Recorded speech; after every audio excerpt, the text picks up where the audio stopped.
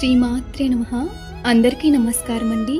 లలితా సహస్రనామంలో 36వ శ్లోకం. మూల మంత్రాత్మిక మూలకూటత్రయ కలీవర కులామృతైక రసిక కుల సంకేత పాలిని. భావం: మూల మంత్రమును అనగా పంచదశాక్షరి మంత్రమును ఆత్మస్వరూపముగా గలదు. మూల మంత్రము యొక్క కూటత్రయమును తన శరీరముగా గలదు. కులమునకు సంబంధించిన అమృతములో మిక్కిలి ఆసక్తి గలది. కుల సంబంధమైన ఏర్పాటులను పాలించింది.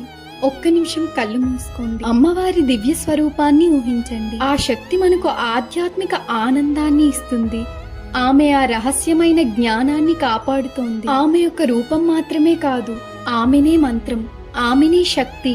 ఆమె శరీరం మొత్తం 3 కూటాల శక్తిగా వెలుగుతోంది. ఈ శ్లోకం మనకు ఏం చెబుతోంది అంటే, అమ్మవారు బయటికి కనిపించే రూపం మాత్రమే కాదు, ఆమె మన అంతరంగంలో ఉన్న శక్తి. మనలో ఉన్న శక్తిని మనమే గుర్తించాలి. మనలోనే దైవశక్తి ఉంది. ఈ రోజు మనం మనలో ఉన్న శక్తిని గుర్తించడానికి ప్రయత్నిద్దాం. లలిత అమ్మవారి కృప మన అందరిపై ఉండాలి. ఆమె మనలో శక్తిని వెలికి తీయాలని ప్రార్థిస్తున్నాను. శ్రీమాత్రే నమః.